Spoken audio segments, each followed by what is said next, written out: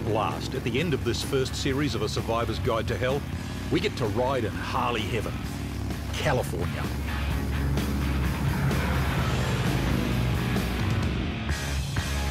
We tried out a few bikes and ended up at the home of Jane and Leo Alvarez in Oxnard.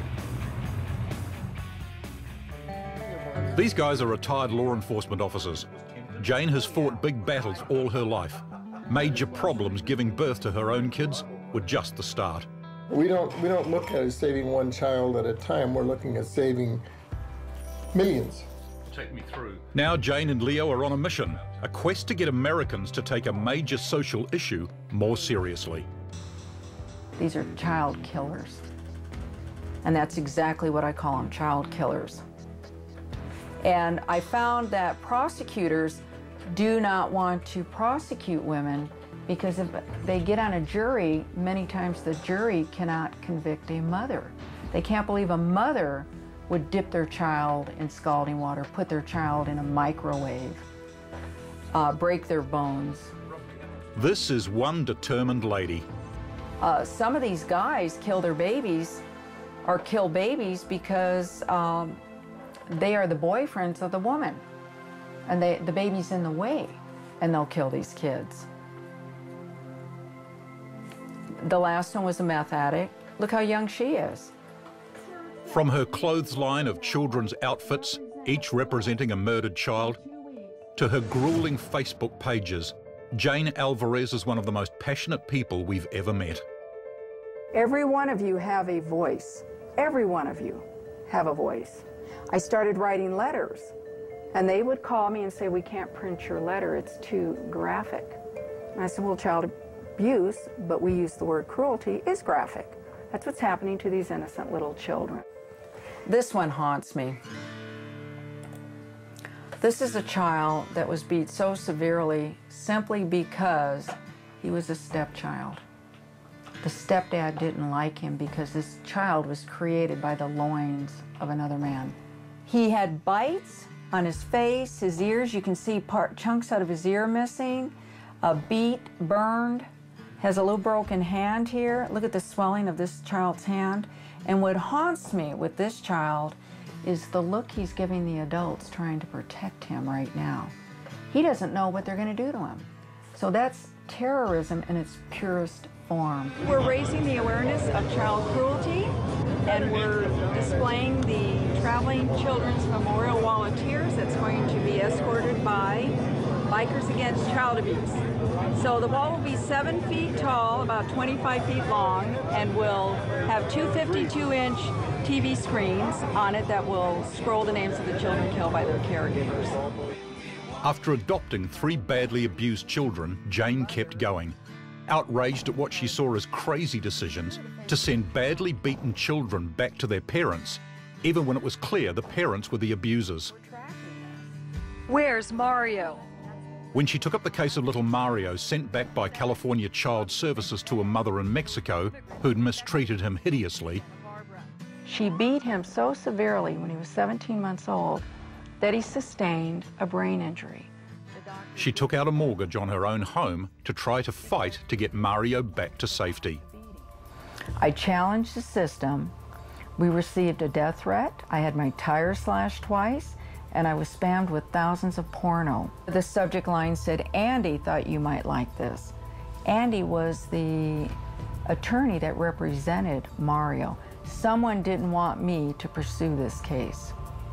But we pursued it as far as we could go until the private investigator contacted us and said, it's too dangerous now, we can't go back. It came as no surprise to us that Jane Alvarez's main allies in the fight to highlight child abuse are a bunch of the meanest looking bikers you've ever seen. Oh. This one has hot seats in it. Jalapeno? Yeah. The members of the local chapter of Bikers Against Child Abuse, BACA, had just dropped in for lunch. Now these guys are staunch. They take care of scared kids who have to go to court to testify against people who've abused them. Sometimes the bikers stay with and protect kids for many days, and Chewie has one favourite story. She needed to sleep because it would be another day and a half before her testimony. So, you know, I was just joking around, but she took it seriously. Why don't you sleep in your mom's trunk in the garage?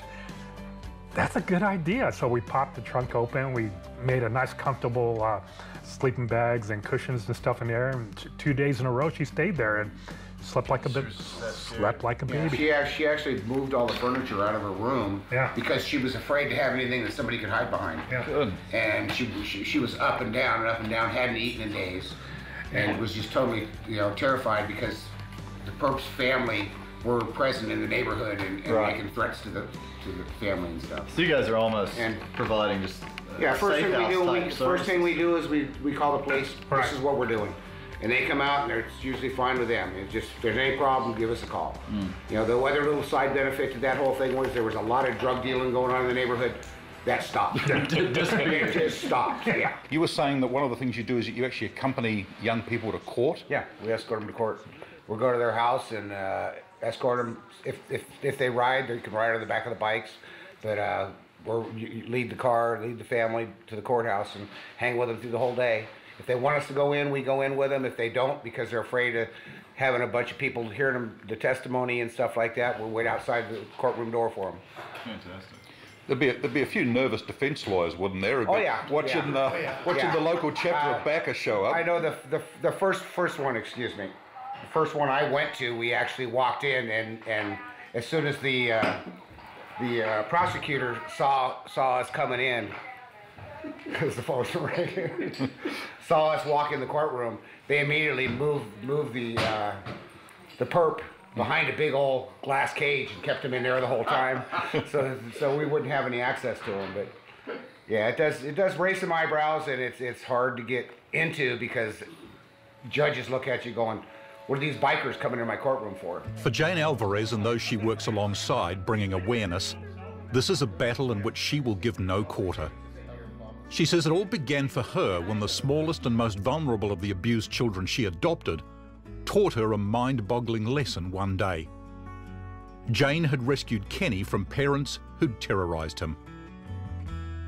He used to be beat all the time. If he messed his pants, they would beat him. So he started holding it in. Well, the more he held it, the more it would leak out. And he would always smell as if he messed his pants.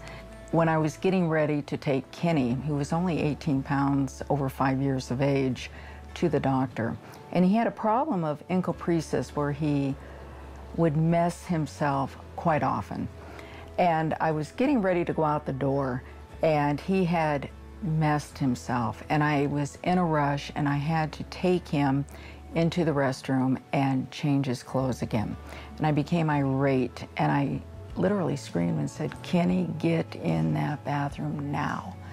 And Kenny ran to the bathroom, and I stopped down the bathroom, and I was going to paddle his rear end. And I turned the corner as I saw him, and he was standing there so tiny, and he had his hands on the toilet seat, and they hit him about chest level. That's very tiny. And the fear in his eyes when I walked in was so appalling to me that I was going to strike him that I broke down crying, and I walked over and I hugged him. And I just sat there and I cried, holding him.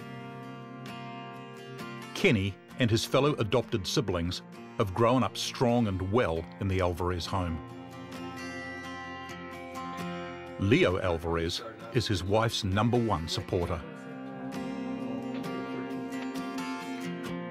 Shouldn't you be out on the golf course or something at your age? I hate golf. You hate golf? I don't believe in chasing a little white ball over He doesn't understand it. God's half acre. You know, and I've got more productive things to do than chase a little white ball around. Like what? Like sit here and compile statistics, talk out against child abuse, etc. I'm more the fact gatherer and someone that will speak out about the facts. She will get a little bit more emotional about it, and because of that, she probably has more of a drive to do something about it.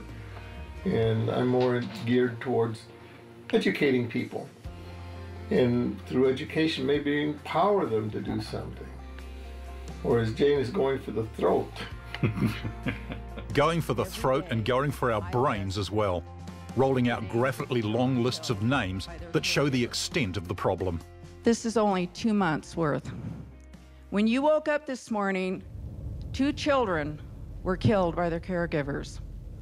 By the time you had lunch, another child was killed. By the time you go to bed tonight, 2 more children have been killed. Over 5 children are killed every day here in the United States, the ones that we know about.